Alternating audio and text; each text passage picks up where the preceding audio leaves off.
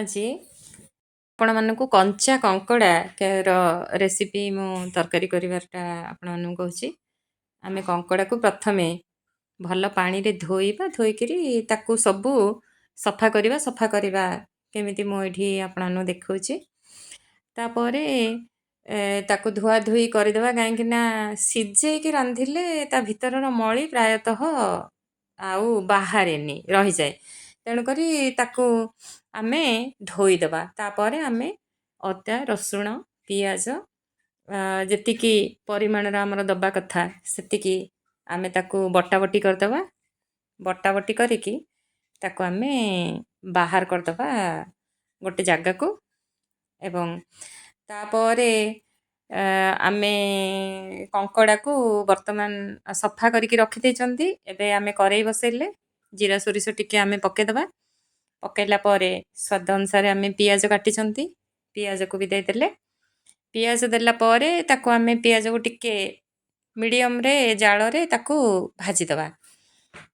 ଟିକେ ଲାଲ ହେଇ ଆସିଲା ପରେ ପରେ ଆମେ କ'ଣ କରିବା ନା ମସଲା ଦେଇଦେବା। ସେଥିରେ ଯେଉଁ ବଟିଛନ୍ତି ଆମେ ମସଲା ଦେଇଦେବା। ଦେଲା ପରେ ସେଥିରେ ଆମେ ପୁଣି ତାକୁ ଟିକେ ଅଳ୍ପ ଭାଜିଲା ପରେ ତା ସହିତ ହଳଦୀ ଗୁଣ୍ଡ ପକାଇଦେବା ଦରକାର ଅନୁସାରେ। ତାପରେ ଆମେ ଲଙ୍କାଗୁଣ୍ଡ ବି ସେଥିରେ ପକାଇବା। ଆମେ ଯଦି ସେଟାକୁ ବାଟୁଛନ୍ତି ଲଙ୍କା ଆଉ ଜିରା ସବୁ ଅଦା ରସୁଣ ପିଆଜ ସାଙ୍ଗରେ, ତ ଆହୁରି ବଢ଼ିଆ ଟେଷ୍ଟ ଲାଗିବ। କିନ୍ତୁ ଏଇଠି ଆମେ ମୁଁ ଗୁଣ୍ଡ ଦେଇଦେଇଛି ସେଥିରେ। ତାକୁ ଭଲ ଭାବରେ ଆମେ କ'ଣ କରିବା ନା ତାକୁ ମସଲା ତାର ପୁରା ବାସ୍ନା ଗଲା ପର୍ଯ୍ୟନ୍ତ ଭାଜିଦେବା। ତାପରେ ଗରମ ମସଲା ଆମେ ପକାଇଦେବା। ସେଇଟା ଆମେ ଚିକେନ୍ ମସଲା ହେଉ ନହେଲେ ଗରମ ମସଲା ହେଉ, ଯେଉଁଟା ବି ଆଡ଼୍ କରିଦେବା। କରିଦେଲା ପରେ ତାକୁ ଆମେ ଦେଖନ୍ତୁ ପୁରା ଭଲ ଭାବରେ ଭାଜି ନେବା। ଦେଖନ୍ତୁ ପୁରା ଲାଲ ହେଲା ଭଳିଆ ଭାଜିଦେବା। ଭାଜିଲା ପରେ ଆମେ ଏବେ କଞ୍ଚା କଙ୍କଡ଼ାକୁ ପୁରା ବନେଇକିରି ରଖିଛନ୍ତି, ତାକୁ ଆମେ ଦେଇଦେଲେ। ତାକୁ ଭଲ ଭାବରେ ବର୍ତ୍ତମାନ ଆମେ କ'ଣ କରିବା ନା ମିଶାଇ ଦେବା। ତାପରେ ସ୍ୱାଦ ଅନୁସାରେ ଆମେ ସେଥିରେ ଲୁଣ ପକାଇଦେବା। ଲୁଣ ଦେଇଦେଲା ପରେ ପୁଣି ତାକୁ ଆମେ ମିଶାଇବା।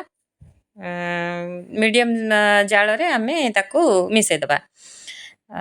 ମିଶାଇଲା ପରେ ଦେଖନ୍ତୁ କେତେ ସୁନ୍ଦର ଭାବରେ କଙ୍କଡ଼ା ଆପଣଙ୍କର ହେଲାଣି। ତାକୁ ଘୋଡ଼େଇ ଦେବା। ଟିକେ ଦେଖନ୍ତୁ ଆଞ୍ଚଟା ପୁରା ଜୋର ନାହିଁ, ଟିକେ ମିଡ଼ିୟମ୍ ସାଇଜ୍, ସ୍ଲୋକୁ ଟିକେ ଅଧିକା ଜାଳରେ।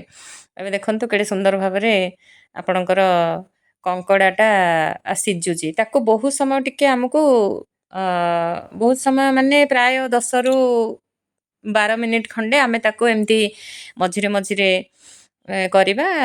ଏବଂ ତାପରେ ପାଣି ଦେଇକି ଦେଖନ୍ତୁ କେଡ଼େ ସୁନ୍ଦର ଭାବରେ ଦେଇକି ଘୋଡ଼େଇ ଦେଲା ପରେ କେଡ଼େ ସୁନ୍ଦର ଭାବରେ ଆପଣଙ୍କର କଙ୍କଡ଼ା ତରକାରୀ ତିଆରି ହୋଇଯାଇଛି, ଯେଉଁଟାକି କଞ୍ଚା କଙ୍କଡ଼ା ତିଆରି ହୋଇଯାଇଛି।